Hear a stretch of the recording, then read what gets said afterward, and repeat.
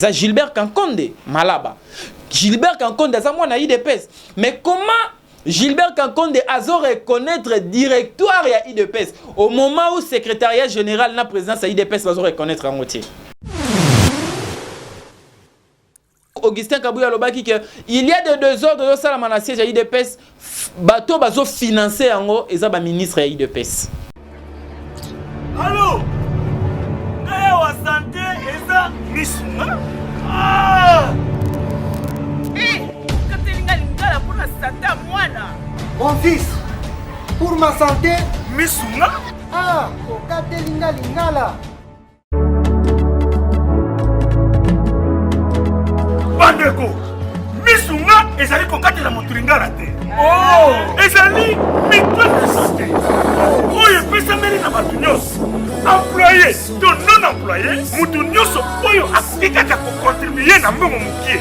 Na fin du mois, po ete mokolo akobela, Misuma ezwa soin na ye ya malamu na bahopitau nyonso ya minene ya République démocratique du Congo. Soki maladi na yo bakoki kotraite yango awa na Congo te, Misuma akozwa charge na yo okende kozwa soin na bamboka lokola Afrique du Sud, Turquie, Suède, Russie to Inde. Kala mingi te na bamboka mosusu. Soki moto oyo Misuma ezwaki charge na ye mpo na basoin, Nzambe akamati molimo na ye, Misuma akosokipe na mpe Gambia. Ate bandeko bazali libanda bakoki koadere bandeko na bango ya Congo po ete bazwaka soin awa na mbongo bango bazali na Misuma, ta santé c'est ta vie. Mbote mingi bandeko balandi bisika nyonso bozwami partout à travers le monde. Topesi bino mbote biso Congo France et puis na mosali na bino ndeko na bino Jinodi okaka bambato kutani lisusu lelo poto sola par rapport à l'actualité politique de l'ère na République démocratique du Congo o ezamboka na biso. Toyebi que actualité politique masolo eza ebele à kosolola. Qu'est-ce qui se passe à l'IDPS? Est-ce que ces postes-là de la première vice-présidence il y a Assemblée nationale, donc siège qui occupé et pas il y a Jean-Marc Kabunda, siège ouana et qu'on la remplacer, oui ou non? Et puis ce que vous allez remplacer, est-ce que Moutou a remplacé moi qu'on vraiment vrai et digne fils il y a IDPS? Parce qu'il ne faut pas oublier na IDPS et qui aussi n'a pas lié au Bayaki na 2018 mais ba kota qui na liste ya IDPS mais baza vraiment ba na yanda côté le rôle la cousin na bino azaka ndeko na mais aza frère propre na yo tiza le rôle la cousine na yo azaka ndeko na boza peka quelque part moi makilanda mboza ya okokana eza ya ko tutana mais aza vraiment vrai frère na yo tie. Qu'est-ce qui se passe à l'IDPS? Directoire national ya parti balobi que poste wana ekoyoko tikala vide et puis ekoyoki na parti mususu te, il faut moi na IDPS azwe yango mais secrétariat général ya IDPS wana zolobela ndeko na biso Augustin Kabouya alobi ke na IDPS directoire national ezalaka te mais directoire national bazo yeba na olakisa biso une correspondance ya ministère ya intérieur oyo ezo reconnaître bango. Tokosola masolo wana na émission na biso ya lelo et aussi car na émission na biso ya lelo tokosola lisusu par rapport à décès ya juge Raphaël Yani Ovungu o azalaki juge président na procès à 100 jours. Bon dit que juge président a président qui première audience au ezalaka le 11 mars a présidé deuxième audience au ezalaki le 25 mars. Chose grave, la nuit du 26 au 27 mars, juge Yani Ovungu a Tikibiso, a Koufi, a Belité. Et déjà, tout le monde causé la résultat. Il y a médecin légiste et radio onisienne, radio Kapi et Bisibiso qui juge Raphaël Yani Ovungu a Koufi na poison. Mais de l'autre côté, Bandeko Moussou Bakoloba Kenon, Ezanan officialité, Bazo Zelana nous. Officiellement ministre de la justice parce que après examen et autopsie il faut médecin légiste a même résultat on a appelé ça un ministre de la justice yende a publié yango mais côté aussi à famille à juge Raphaël Yani Ovungu bazolo ba ke bayebi vrai résultat malgré que Bazo mona comme s'il y a une main noire derrière là, bazo lukaba falsifier résultat. To meka ko solango, qu'est-ce qui se passe na niveau ya famille? Bon landa ki biso to sala ki descend to moro na résidence na to sola ki na ba voisin na bande ko nyonso. To meka sola par rapport à disparition ya ndeko juge Raphaël Yani Ovungu. Et to ebi lisu na semaine passée na debi, to na ko perdre lisu sous secrétaire permanent. Il y a parti Lumumbiste unifié to benga Palou to ba na ko perdre papa na biso Antoine Gizenga parce que Palou il faut rappeler na bande ko bozola na biso Palou bazara na présidenté selon baloba ki président national il y a Palou kombo na Emery Patrice Lumumba yende za président national il y a parti et bazala rappel na secrétaire général mais bazara na secrétaire permanent en quelque sorte ndenge pelelo PPRD comment bazara na président Joseph Kabila et puis na secrétaire permanent Oezali Ramazani Shadari na kangi parenthèse on a rapidement papa na biso Antoine Gizenga tika kibiso et azala qui remplacé ba miso babenga kae son fils ba miso babenga kae son neveu baloba kaza neveu ya Gizenga ba miso baza fils biologique ya Gizenga mais au moins azali membre ya famille ya Antoine Gizenga yende aibaki na ko succéder na Antoine Gizenga na poste wana ya secrétariat permanent yepe atiki biso totikala ko yokate kazobela ou pas mais toyoki kaka to apprendre que ndeko wana Lugi Gizenga atiki biso jusqu'à preuve du contraire aussi nanu ba bimisi communiqué moko officiel te par rapport ya ba obsèque nae ce qui ba ko bimisa corps quel jour ba ko condamné ni nanu communiqué moko officiel et limité tourmeka osola par rapport à ces 3 points et to ebike la semaine passée procureur général près la cour constitutionnelle Aïba Kipé n'a prêté serment devant l'Assemblée nationale et devant aussi les chefs de l'État Ndekonabiso magistrat Jean-Paul Polo Kesha Oyazali à Kasaï Central, à 60 ans d'âge, Aïbi n'a travaillé comme étant procureur na Bandundu, à Kinshasa, en tout cas, monde judiciaire et un monde naï abandi ko sala yango utakala. Ce qu'on a sengi na bino bovanda très bien na bakiti na bino.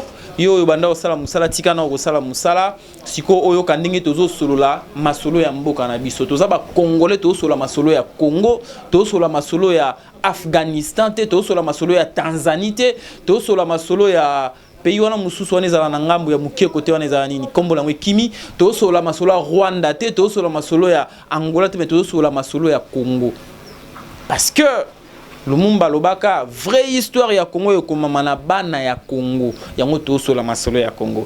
Qu'est-ce qui se passe à l'Union pour la démocratie et le progrès social, IDPS en sigle, parti cher à Etienne Tshisekedi wa Mulumba, Oyatika biso de res mémoire.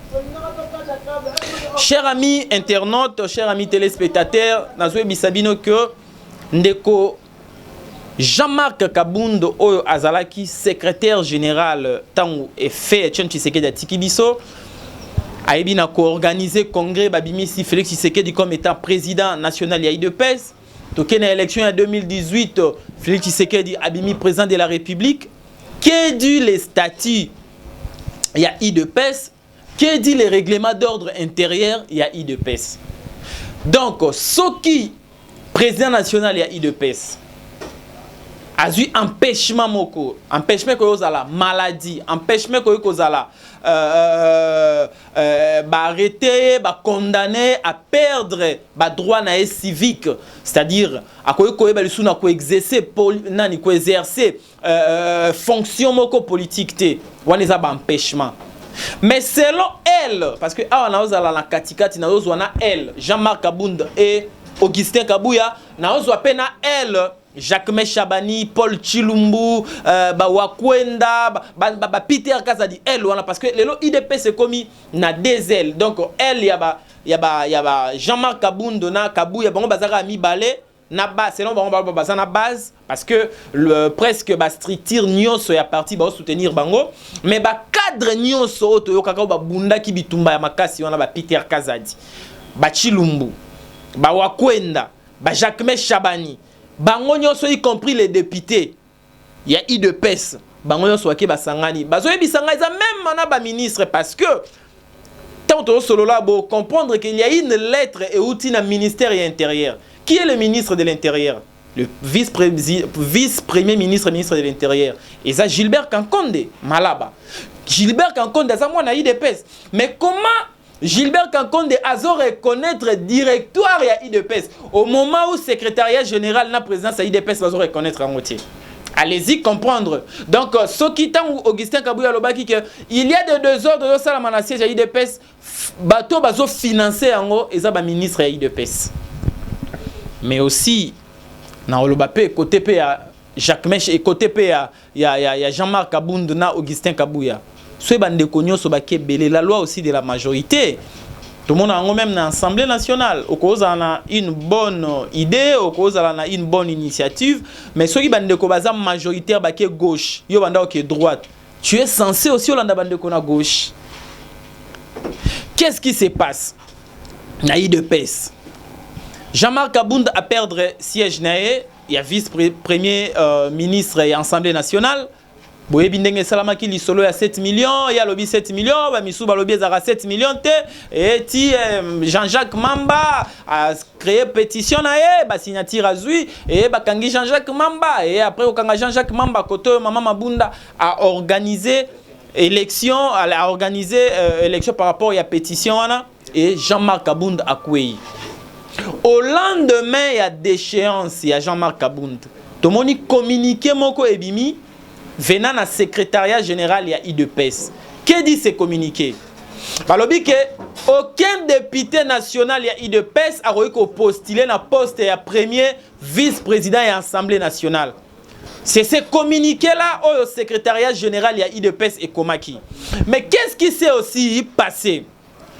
Tangu communiqué wana et pesami. Directement tomoni ba député nationaux ya IDPS ba sangani na otanga quelques noms. Tony Mwaba Kazadi. Tony Mwaba Kazadi nazo rappelle la bande de construction d'abisso partout à travers le monde, il n'est pas de l'IDPS. Tony Mwaba Kazadi aza allié à IDPS. Je peux donner les exemples ya ba allié basé belé. Tony Mwaba Kazadi l'honorable Laurent Batoumona Kandikam ou Azalaki candidat gouverneur ya ville à Kinshasa. Aza élu na liste ya IDPS, député provincial ya Makala, mais il n'est pas de l'IDPS parce qu'ils ont appartenu à un mouvement de solidarité pour les changements. Tozu ba lié Moussou Zalwa ba Henriette Ouamou. Maman Henriette Ouamou aza élu na liste ya IDPS, mais maman Henriette Ouamou aza mwana ya IDPS te. Nakangi parenthèse on a meki ko rafraîchir bino seulement mémoire. Ba Tony Mwaba ba sangani bande kwebele bande Kankonde o aza président du groupe parlementaire à IDPS ba salipe communiqué officiel na ba lobi que oui bazozela ba reconnaître qu'il y avait des irrégularités par rapport à la pétition et à Jean-Marc. Ba signature Moussou Zalaki wana bande komsou bazo reconnaître la signature na bangote. Entre autres, le Colandeko Simon Piana ou Akende ko funda Jean-Jacques Mamba ouais ça même bakanga Jean-Jacques Mamba pendant ces 3 ou 4 jours avant ça na Léon Tel. Alors bi bazozela ce qui que Jean-Marc Kabound a eu gain de cause te na justice bango ba rocha candidat moko parce que ba boy politique ya chaise vide. Na yo ki li phrase oyo ya politique ya chaise vide. Oto wanara oyo kamingi batubele bazaki so ba trahir Etienne Tshisekedi rara bagangi to boy politique ya chaise vide. To bundi to so pouvoir yo boy. To boy politique à chaise vide et fout à rater tout ça. Mais ebele pe balinga politique ya chaise na benga on a évité chaise pleine ou chaise occupée et fout à peut-être exemple bande ko Basile balobara ke toke au kota parce que to boy politique à chaise vide. Mais après tout à côté d'assemblée à comme vice-ministre intérieur à sala kinini. Na kangi na ngaka parenthèse. Na zongi na masolo IDPS. Bande ko ya groupe parlementaire IDPS balobi to boy politique à chaise vide, ce qui Jean-Marc Kabound a eu gain de cause kunate biso to cha candidat. Mais qu'est-ce qui s'est passé? Dans le moment où tozoloba déjà dans le niveau de l'Assemblée nationale calendrier est bimi. Le 12 juin oyo. Le lot nous sommes de 40e. Donc le 12 juin calendrier ezoloba que ba koleka na élection pour que ba soit nouveau remplaçant ya Jean-Marc Kabound. Jusqu'à preuve du contraire, notre qui comme moi moututa qui ocha ko postuler kuna la combo ya IDPS. Mais ba combo ezotangama. Ba otanga Tony Mwaba honorable Elia Lukunga. Ba otanga maman Henriette Ouamou honorable Elia Funa. Ba otanga ba combo belé ya bana ya IDPS, y compris ba député au baza pena bana ya IDPS. y compris ba cousin la ba cousine à IDPS. Tant on a ba cousin la ba cousine, c'est-à-dire ba allié. On a parti dans X, boyebi en 2012 avec la loi électorale Oyandeko Ramazani Shadar Itan Wazaki ministre intérieur. Loi électorale wana lobaki il faut seuil à 3%. C'est-à-dire na parti politique na bino soroki au postulé à tozu va vous belé. Mais ceux qui bokoki si seuil à 3% ya électorat national te bokatana. Ba regroupement salamaki ba A ABCD ABOOI OKO boyebna ba INC allié IDPS et tout ça. IDPS asalaki IDPS allié atikala ikaka na format na wana IDPS mais au moins à côté ça qui ba allié na kati ya parti.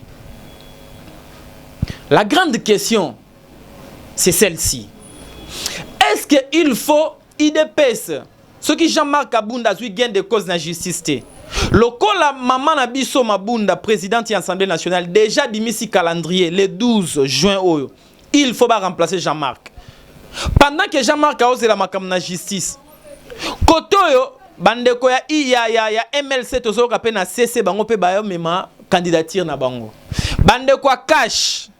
Bandeko INC, Union pour la Nation Congolaise yandeko Vital Kamerhe balobi que poste wana eza ya IDPS te eza poste ya cash. Qui dit cash, il y a IDPS, il y a INC et aussi d'autres partis alliés. Donc ce qui Jean-Marc Kabunda a quoi il a zaki ya IDPS, donc mutua INC a kokikoya, mutua MC ya Laurent Batoumon a kokikoya, mutu ya parti Henriette ou mba parti Zebele.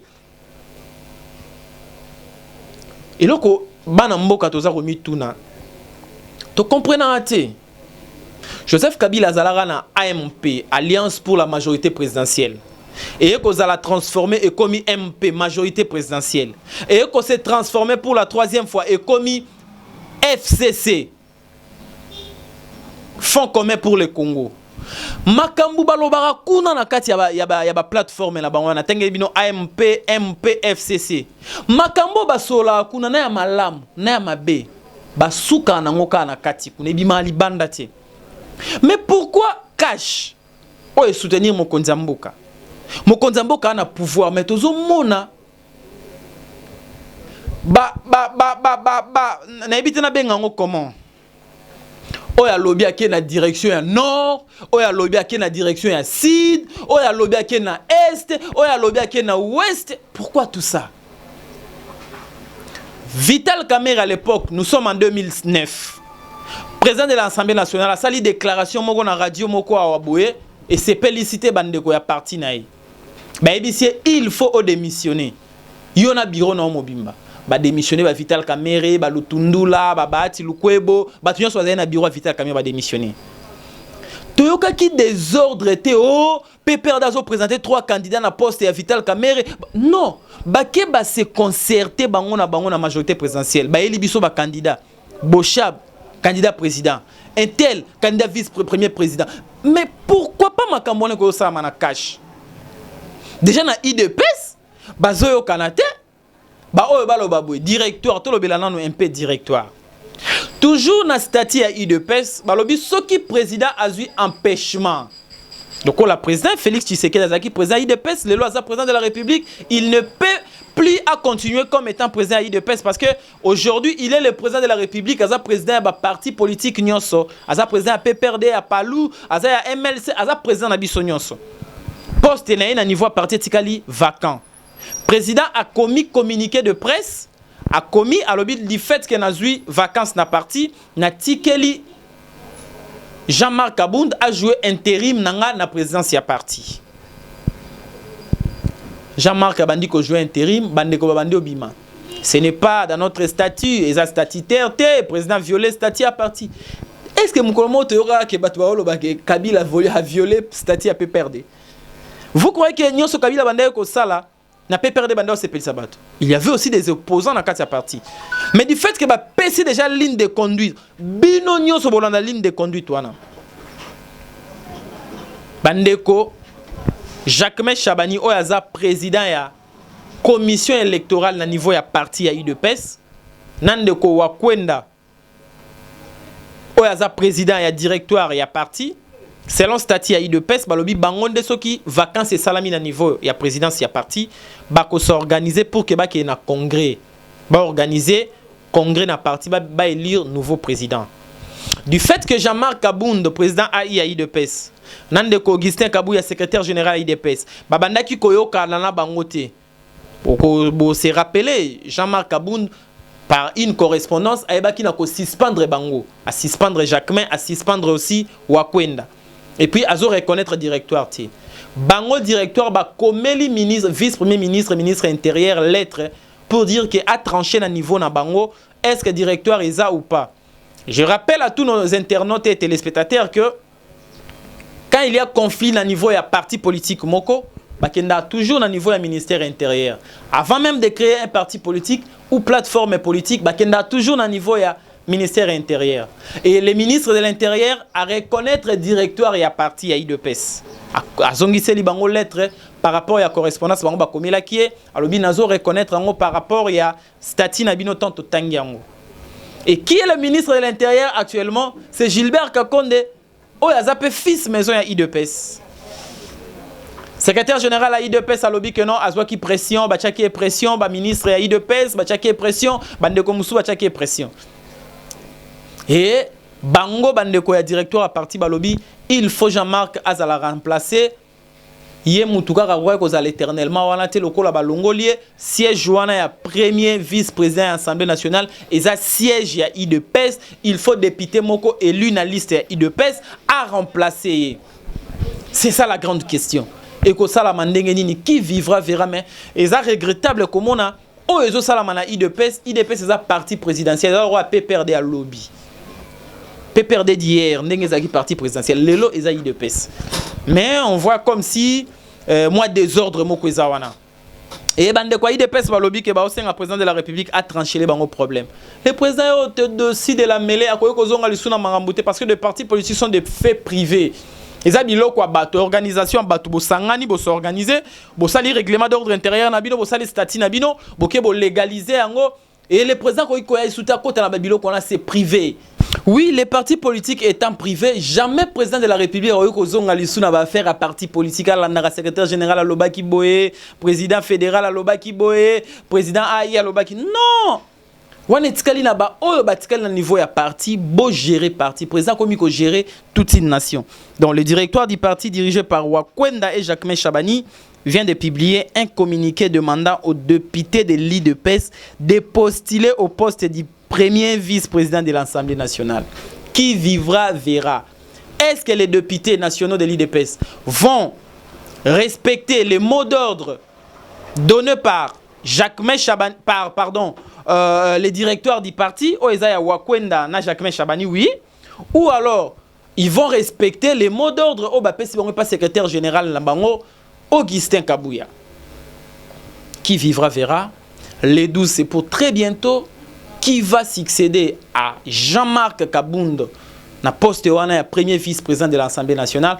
Jusqu'à preuve du contraire, Maman Janine Mabunda na président Alexis Tambwe Mwamba nanu ba pesi na bana mboka te les vrais montants, la vraie somme oyo budget mboka et bimisaka pour que ba organiser congrès parce que Jean-Marc Kabound alobaki 7 millions. Alexis Tambwe Mwamba aé alobi c'est faux. Il s'est limité seulement à dire c'est faux. Or, il fallait akende plus loin à l'oba. C'est faux, ce n'est pas 7 millions, mais c'est plutôt autant.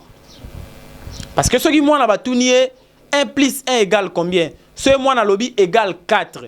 Yo parents aux places ou yo mukolo aux places non, ce n'est pas 4, mais c'est plutôt 2. Mais papa Nabiso Alexis Tamwamba lobby seulement c'est faux, mais à ABC na bana mbokate congrès ezalaka écoutara la nation combien. Merci beaucoup. On est alaki premier point Nabiso, toze la réaction Nabino. De tout le bateau na monopole ya connaissance de la réaction Nabino, nini bino bozo loba, pe nini bino bozo mona par rapport ya makambo ezo salama na IDPS pour un remplacement à Jean-Marc Kabound. Parlons de notre deuxième point, la mort du juge Raphaël Yani Ovungu, Oyazala qui juge président à procès à 100 jours. Tout le monde qui est le 11, tout le monde qui est le 25 mai awa, de quoi tiki biso la nuit à le 26 pour que tout comme le 27 mai à tiki biso à Koufi to lundi na radio Kapi ba ebisi biso ki akufi na poison famille na ba ba ebi ba résultat ndenge zali mais bazo banga ke ba falsifier yango toujours c'est la médecin légiste azwa ba résultat apesa na ministère ya justice pour que ba publier yango officiellement na mboka na biso Congo pas seulement na mboka na biso Congo mais ndenge nzamba sela mokili na journalisme balobara l'actualité chasse l'actualité c'est-à-dire lelo so balobi que ba beti mutu mo masasi na baka yao batu nyonso mawe ba beti mutu na masasi na baka yao mawe batu nyonso ba lobela on va lobela yango lelo ba lobela yango lobi après le troisième jour au lieu ba lobela yango ba yoki sous sango que na so de mutu mo banda sala musala muibi aye aibi alinga kima akwoi na maya njili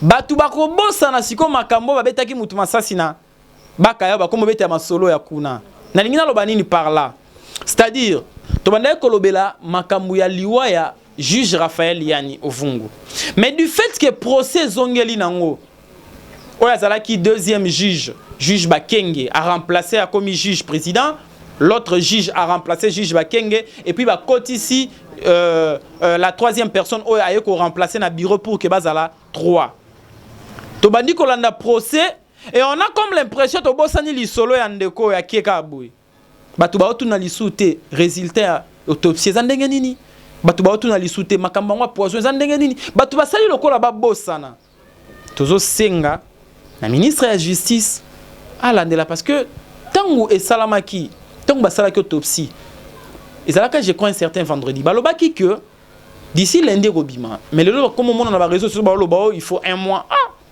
na ebito autopsie on ba otinda aux États-Unis na ba confinement yo ba otinda en France et puis kende kunezonga ou comment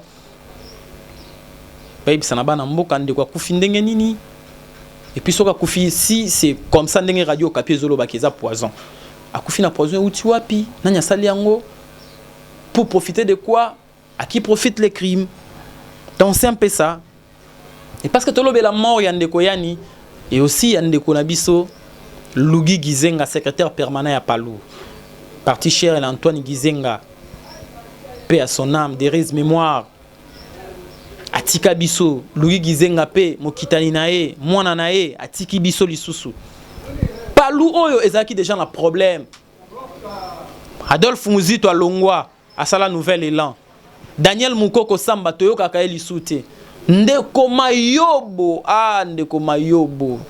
ndeko mayobo toyoka ka elisute ndeko musodara vice premier ministre du travail comment il s'appelle encore Willy Makiashi bayoka na ka lisusu est-ce que ndenge Lugi Gizenga kebwe Palou ekolobama lisusu parce que na kati ya mboka na biso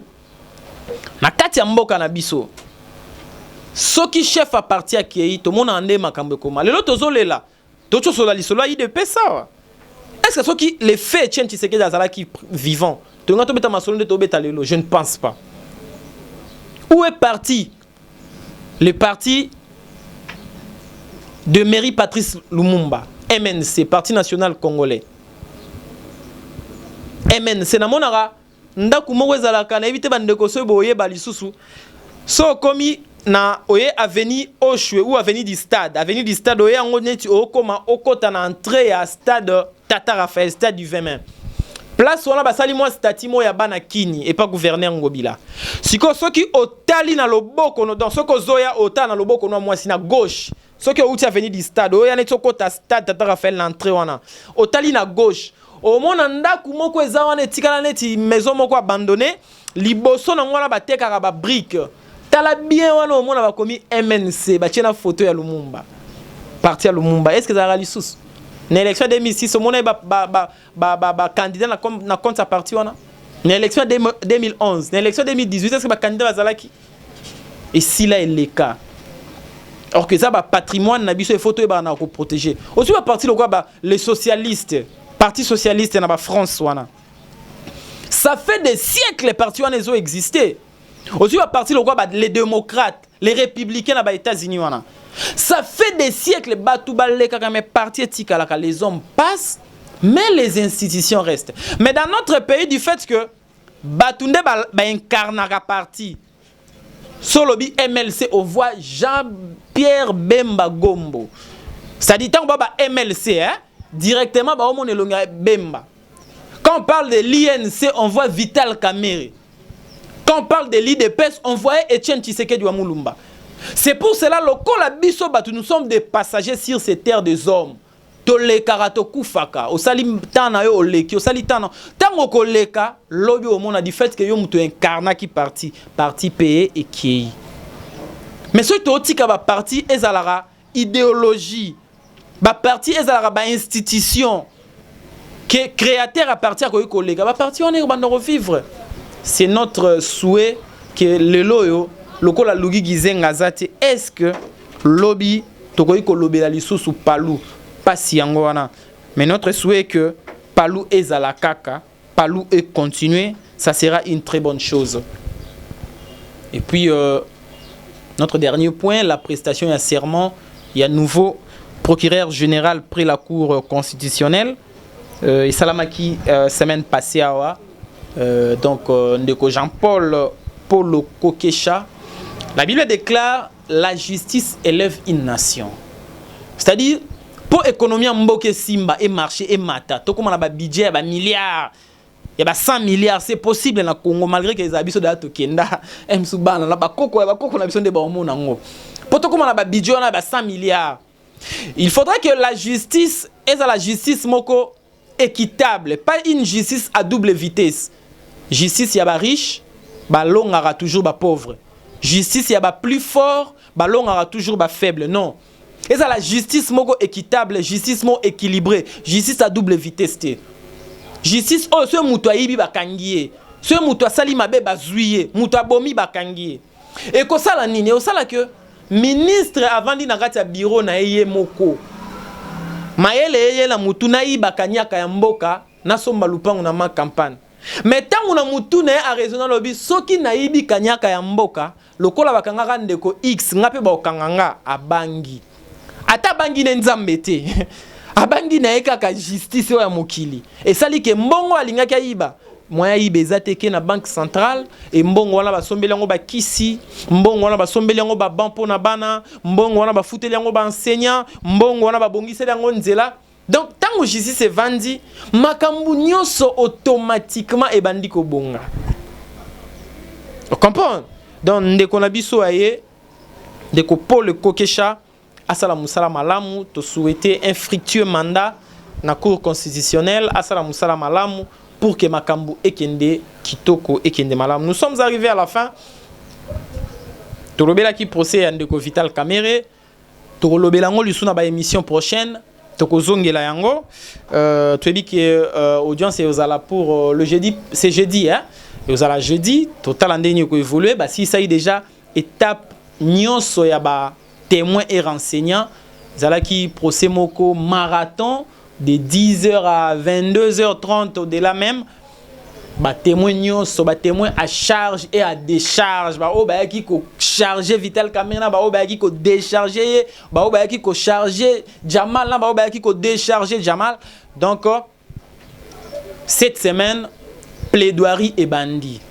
Plaidoirie c'est-à-dire ba avocat à chaque camp bazoya siko pour que ba laver client na bango ba démontrer na ba juge que notre client est innocent azwa keloko boyete asimba keloko boyete asala ki boyete donc chaque partie côté pe ba avocat de la République ministère public bango pe bazo défendre Congo bazo linga bala ki sa ete mbongo wa Congo ezala ki détourné côté pe ba avocat il y a prévenu Kamerhe, prévenu Jamal, prévenu Londo les Janon. Bango pe bazoya pour que ba défendre ba client na bango. Donc c'est un peu ça.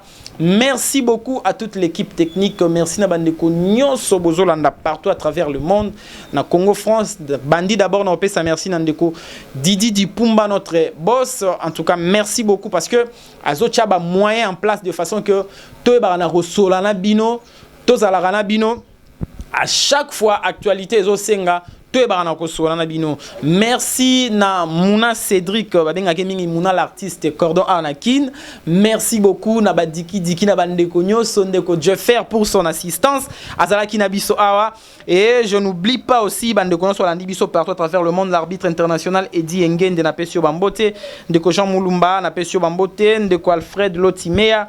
Et puis na Bandeko Mona Obenga Bango G10 na France, Bino Nyonso na Pesi Bino Mbote, Yves Youssouf, Steve Kakesa, Viali Christian Ikondai, donc Bandeko Nyonso, Barit Seki, Bapatimbala, Joël Gazon, Bino Nyonso partout pour partager mission. Tout le bateau a un monopole à savoir, mais tu as seulement pour que tu puisses Bino Oeza penser na Bino, il y a Biso Tozo, il y a analyser l'actualité ensemble, ce qui est en suggestion, proposition et l'eau au loba, numéro na Biso Yangoana, plus 243 89 81 26 008. Ce qui nous a bazongité, tokutana à la fois prochaine, tu es par rapport à l'actualité politique de l'ère. Merci beaucoup. Bye. Congo France.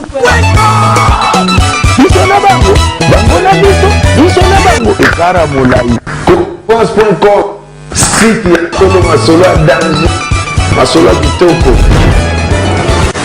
CongoFrance.com